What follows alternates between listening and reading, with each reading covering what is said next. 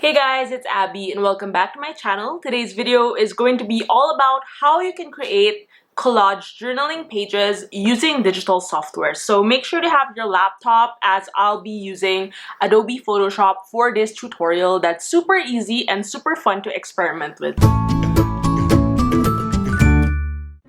This video is sponsored by Yellow Images. Yellow Images is the #1 marketplace of more than 40,000 high-quality premium mockups, creative fonts, images 360, and a creative store full of amazing graphic assets like lettering, icons, illustrations, patterns, textures, presets, brushes, UX and UI kits, and more. I will be using resources from Yellow Images in this video, so make sure to check the link down below for more information and get a 30% discount as well. So let's get started.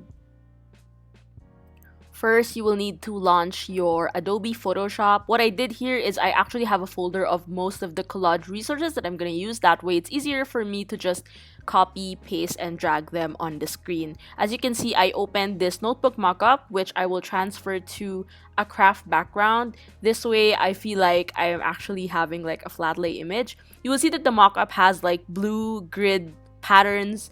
I'm just going to remove that. That is sort of like the baseline as to where you put your images, and this is what a mockup typically looks like. So I'm just going to group them all together. That way it's easier for me to manage this and use it as a clipping mask further on. So here I am starting a new layer, and this is where all the different assets come in. This first layout is going to be a bit more with text, so that way you have to consider that the design will just be a certain element of the layout and it won't comprise the whole page. So I'm using this torn paper mock-up from Yellow Images. I really love it because it's great for like accents, and what's great about this is you can actually change the color, which I am going to do because you can see here it's very white, it's very bright.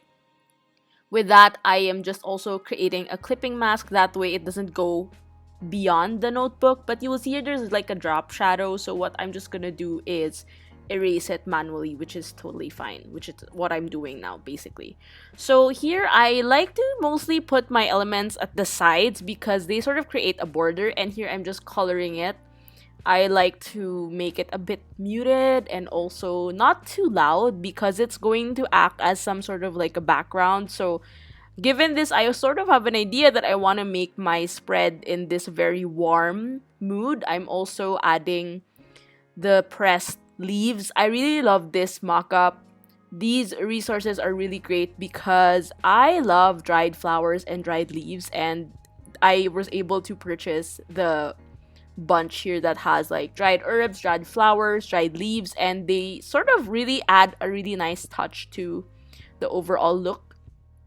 Here I am trying to edit the stems because it's quite similar in terms of the color. With that, I'm just going to drag this torn paper and just put it towards the edge.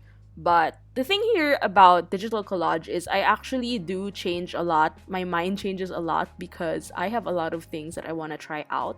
So here I'm just going to get this old photo of, this was in Korea I think, and I'm just going to cut out the sky because it's not very important, and I'm just going to drag this over to my canvas and see how the sizing will go. So here it's also crucial to know where your elements are placed. So initially I was like, okay, maybe I can put at the top part or at the lower part, but since this is going to be a text heavy one, I just decided to use the bottom part for the design aspects and for the top part to be just fully text. That way it's easier also for me to work around the text. And usually when I type things, I write a lot, so with this it's going to be easier for me to just see how the layout plays, and they all have a space in this canvas. So I'm trying out to multiply it, not really working, so I decided to remove the rest of the white background and just limit it to the houses. And you will see here that I am eyedropping some colors using the eyedropper tool and make some like round brushes. I like to add round elements, and here I'm also trying a different leaf because I feel like this one that I'm using is too loud. So this one feels a bit more homey. I don't know if it really resonates, but for me it's also important to showcase the different elements of the shapes that go into the layout. I feel like the previous one was overpowering the whole house aesthetic, so I'm just going to add this one instead. And what's nice about this is the sizes are all high resolution, and I'm really happy that Yellow Images provides that, because that way it won't be as hard to decorate my spreads, because I know that they'll still be in great condition and the quality is going to be great as usual. So here I am just removing the leaves. I find them too dark, and I have this really old ticket from Berlin, I think, and I'm just going to put it at the back. So layers are really important when creating collages, because you tend to see how they play out on the actual layout. Here you will see also that I am just making it a bit darker. I kind of want to make it like it's embedded on the paper. So I'm just going to remove that red element and place it there. So you will see here now that I have like some sort of layer going on here at the bottom part. So there are some layers, some plants. Now I sort of want to have like a hand-drawn doodle. So these are some of the ones that I have here in my stash. Usually I use my iPad and just draw, and I find these elements really useful for my collage projects.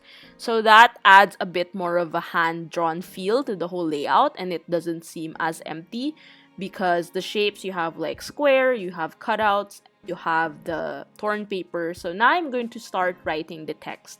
So I'm using this font called Tate. I really love it. It has that handwritten kind of feel, which I like, but it's also very vintage looking. So I downloaded it and I got it from Yellow Images. And I'm also going to proceed with just using Courier New for the body text, because I wanted it to have, it reminds me of the Nietzsche app actually on my phone, which like you can make a collage using different photos. So I'm just writing out, life lately, some sort of like little update on my journal. So what I like to do also here is make sure that the colors don't overpower each other. So I'm just using a very muted dark brown here, as you can see, and I'm also reducing the text size and making sure every single element in this page has breathing space. You will notice that as much as the collages work together, there are also some areas that are not full of designs, because I wanted to keep it clean.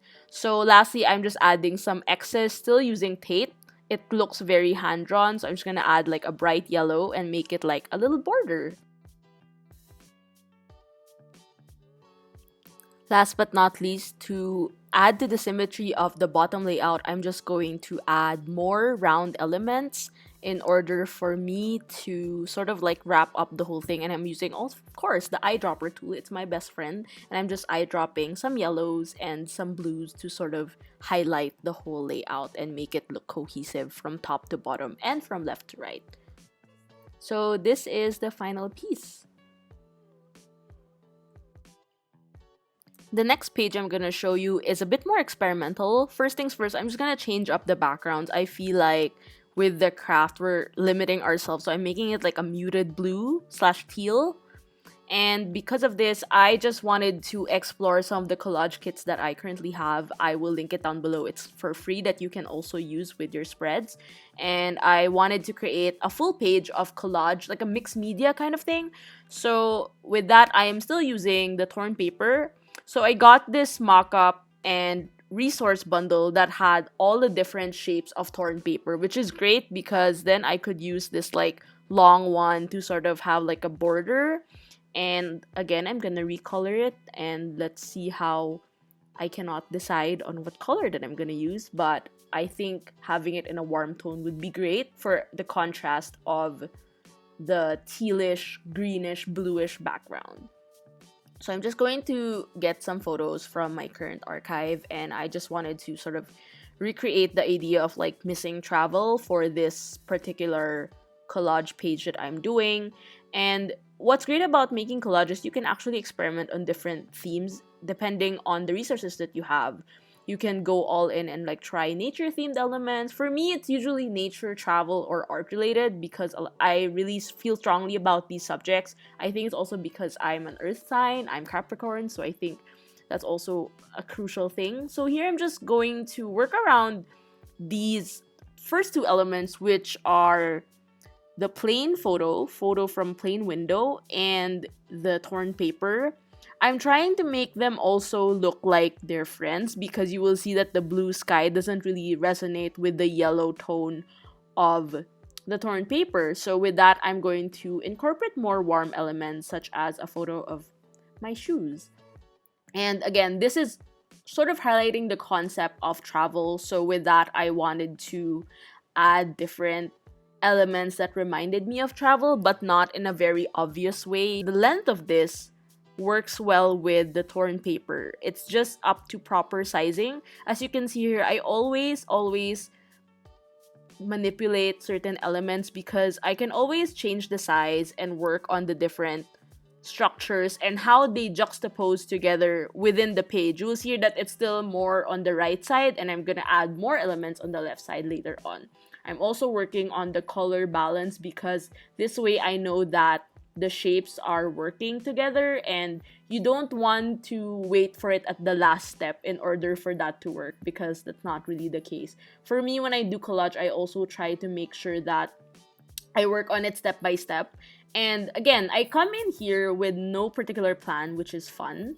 So now I'm just going to get a round element from one of the previous printables I made. I really like these like warm plain grid patterns because they add some sort of like texture, and we like a bit more character in the pieces. As you can see, I'm looking and like it doesn't match the brush one that I added earlier, so I'm just going to erase some parts of it and see how it all works in the layout. And again, sizing and proportion is really important here. You don't want everything to be in the same size. You want some big, some little, and you want them to sort of shine in their own way. So that's what we're trying to do here. I'm a big fan of the multiply function, but sometimes it just doesn't work. So I do a lot of curves and desaturation in order for the layout to look good. So far, so good. I'm pretty happy with how the composition is going so far. Now I am going to look for more elements to add to my current stash of elements in the previous page. So these some of the collage pages that I made, these are actually from my personal archive, and I've enjoyed sort of like creating them for my personal experiments as well. So I painted this keep dry sticker, and I am just going to add it there. I feel like the transparency really adds a lot of character, as you can see here, but the sizing is really tricky. You have to make sure that everything works and everything has its place, which is again crucial. And I feel like on the upper part I could add something more, so that is what I'm going to look for before I add some text. So I also discovered this photo from South Africa that I took, and I was like, it's nice, and I forgot to add it on the main page. So I decided, because this is Photoshop and we're using technology, it could serve as the background of the whole notebook, and I feel like it adds a lot of character. I just have to edit out the sky to make it more blue because now it seems more green. So by doing a bit of changes, it now looks like it has so much character, and I love the effect that it has. So I just typed down someday because I'm just thinking like, someday hopefully we'll all get to travel again. And I'm just gonna add, like, I like making label style elements, so like, embossed. So I'm just going to add that and sort of overlay the text in white instead of just keeping it that way. And still I'm using Tate because it's a really great font, and I'm just going to put that on top and make sure that the sizing is great and the emboss is not too much because I don't want to be over the top. So yeah, this is so far what my layout looks like. I'm pretty happy with it, but you will see on the top left there's just something missing. So again, hand-drawn elements to the rescue. So I'm just gonna add this like crooked, uneven, broken lines, and it sort of reminisces, like it sort of looks like rain. So I think that was a great way to highlight it subtly, and I'm using a very desaturated color for that, just so it's easier for me to like add different elements without overpowering. So yeah, this is done, and this is the final product. Thank you so much for watching this video. I hope you learned a thing or two on how to do digital collage journaling, and you can adapt and of course experiment these on your own spreads at your own time and further improve on your skills. Thank you so much to Yellow Images for sponsoring this video. For more amazing mockups and creative resources, make sure to check Yellow Images and get 30% discount by clicking the link down below, and you will be able to access a wide variety of resources that you can use for your creative practice. Make sure to click the link as the slots are first come, first served. Make sure to like, share, and subscribe to this channel, and if you want to stay updated, click on the bell for notifications on weekly videos on everything about creativity, lettering, and journaling. If you want to support me further on my creative journey, then join our online art academy at patreon.com/abc. The link is down below. Every month I hold webinars and I share exclusive content that you can access. Thank you again for watching. I'll see you guys on my next video. Bye!